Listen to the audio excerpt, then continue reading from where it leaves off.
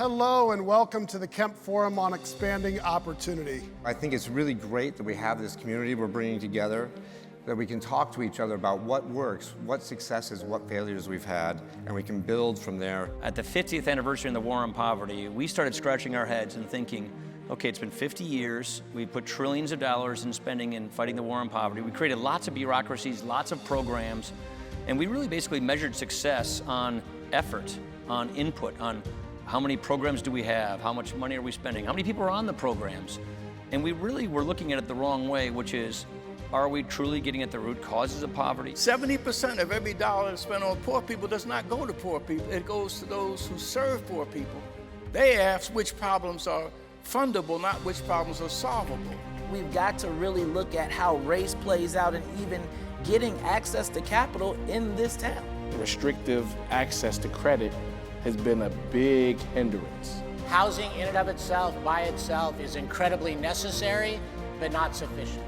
And one of the challenges we have, though, is the incentives that are in the system drive what a lot of business decisions are made by organizations. If all the money escapes a neighborhood or a community, it will die.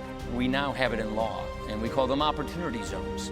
That's something that we put in our tax bill, which is one of our solutions to getting a lot of private capital into poor and distressed communities to revitalize. To create an environment where capital is deployed, capital then is rewarded in a way that wouldn't happen absent a favorable tax environment. If you put a focus on an area and you put the resources in that area and the support systems and mechanisms in that area, the outcomes that you are seeking and needing in your community will be achieved.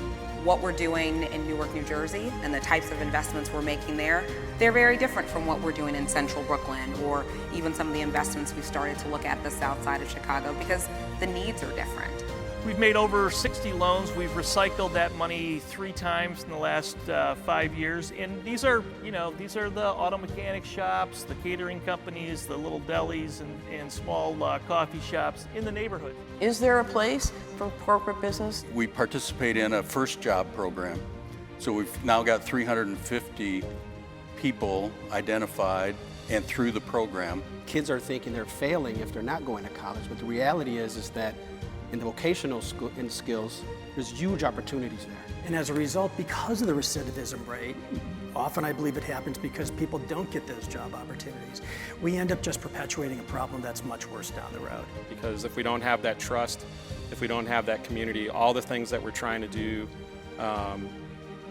in the next few weeks with police reforms falls way too short. Collective impact is bringing people together who don't normally have these conversations. This combination of financial resources and relational guidance.